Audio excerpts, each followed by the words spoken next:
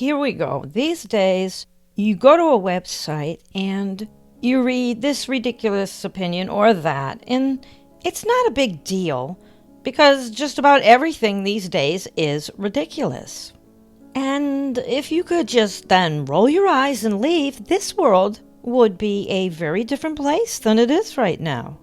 But we don't just roll our eyes and leave. Oh, no. No. We just have to read the comments. We have to. Just a few comments. Just a little bit, you tell yourself. Then you'll go and clean the garage or the kitchen or some such atrocity. But 15 minutes later, you're on comment number 142. The previous 141 comments were a spattering of people you agreed with or people you wanted to slap around a few times. The ones that were really bad had comments on the comments and so on. And of course, you had to read them all. Because, who wins? You gotta find out, right? You gotta find out who wins.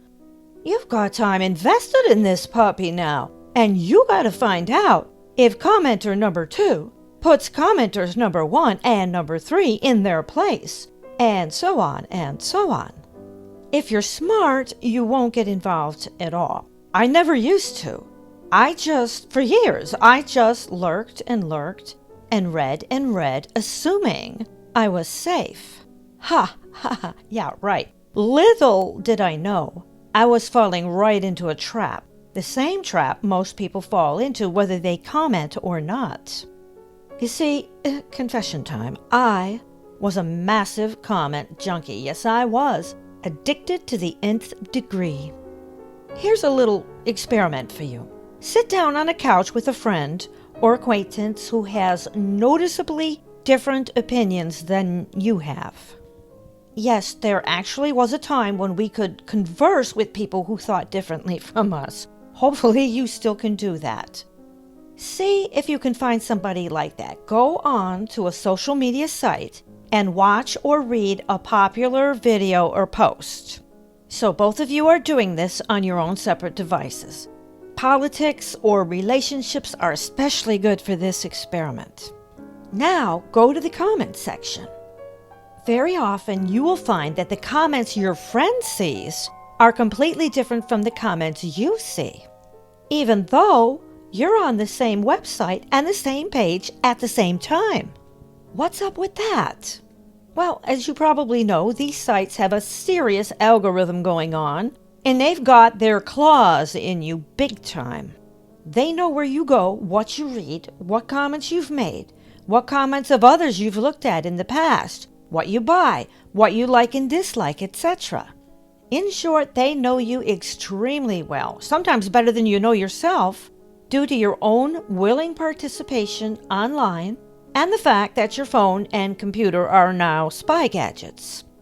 So they tailor the comment sections just for you. Those comments that would most spark a reaction with you are the ones you see right away. That's why what you see is different from what your friend sees. So neither one of you are getting the full picture. It's called confirmation bias. You want to know that people think the same way you do. And you also want to tell the ones who don't think the same way as you do to go to hell.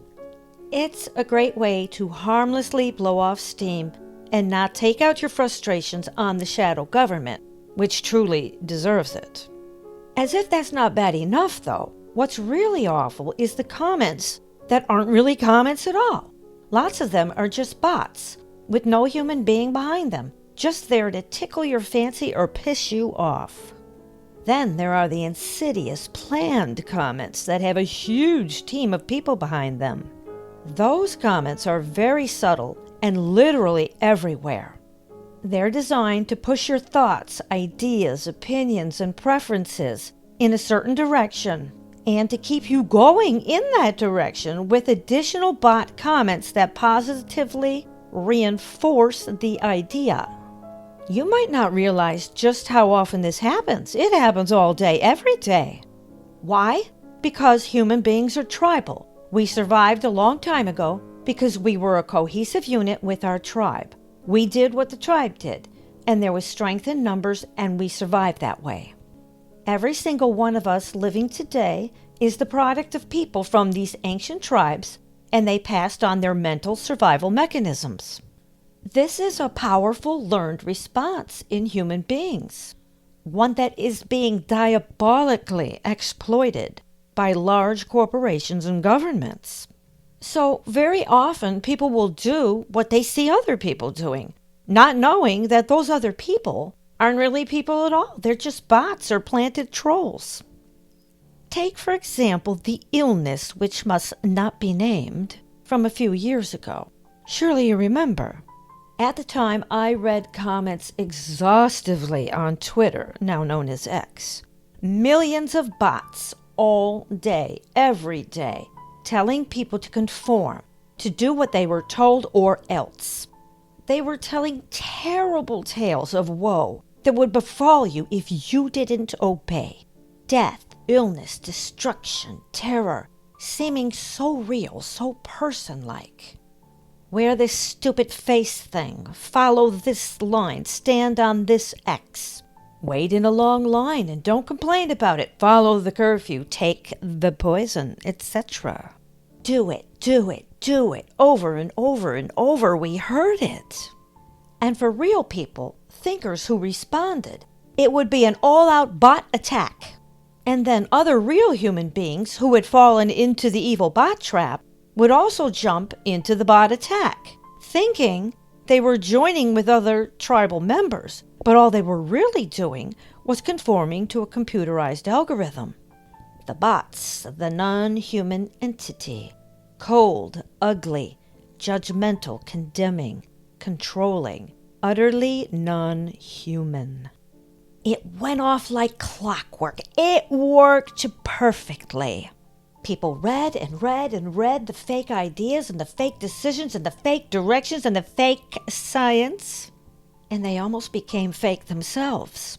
Automatons who could not think for themselves, and many still cannot. Their need for confirmation bias and comfort in large, similar groups just swallowed them whole and destroyed them. It's much more sophisticated than most people think. These days, everything you see is tailor-made for you and completely different from the person who lives next door to you. And it's not just comment sections, it's everything. It's news reports, weather reports, sports, cooking, clothing, etc., everything. And what you see is different from what I see. And you might ask, well, what's the point of all of this? First of all, it keeps you online longer, and when you're online longer, you're apt to be less effective in your own real life. You just won't have enough time to rock the boat, to create a powerful, effective you. While you're online, you'll be fed opinions and ideas about everything. Religion, politics, globalism, the economy, war, etc. Some of these ideas you may like and agree with, and some you may not, if you're on the wrong side of the controllers, as I usually am. Those ideas you disagree with will be subtly fed to you over and over and over, until you start to think the way they want you to think. And the special commenters who always just happen to show up, bots and paid operatives that is, will be there to continue to push you and punish you as well.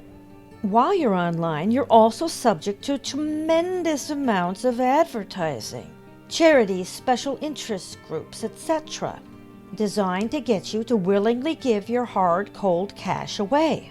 Do wealthy politicians really need your $10?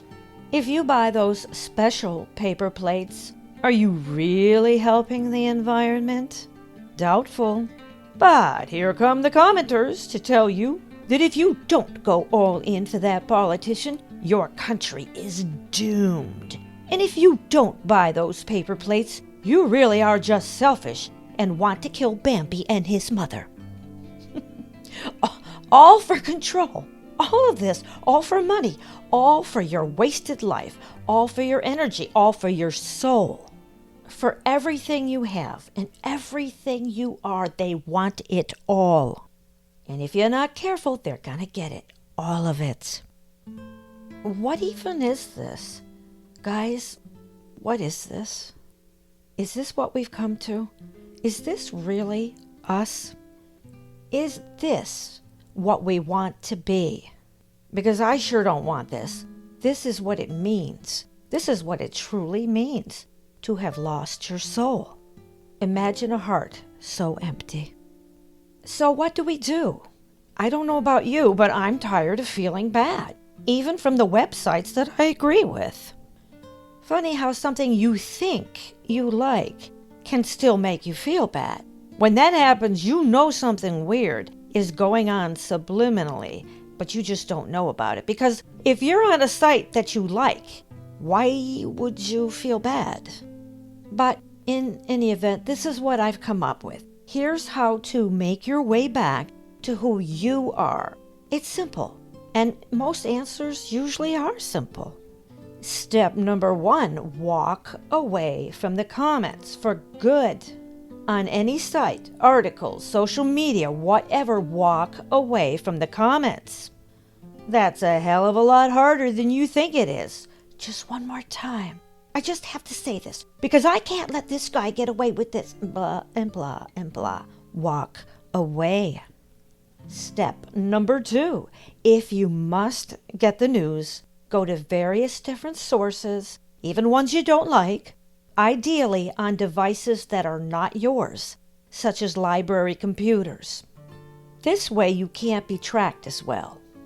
It's nobody's business what you're looking at anyway, at least it shouldn't be.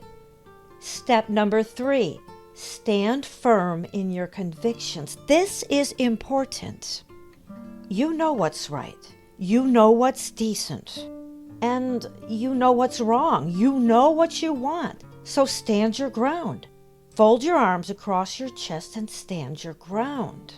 Trust yourself. Step number 4, use the internet in the way it was intended, not to get into fights. Use it to research interesting things, to learn, perhaps a new language or a difficult concept, to communicate rapidly with family and friends, to answer business queries in a timely fashion. Or maybe just to watch a funny video and have a few laughs. There's nothing wrong with that. Step number 5, ditch the devices for at least an hour a day, hopefully longer. Set your phone down. Yeah, I know. But do it anyway. Go outside and play.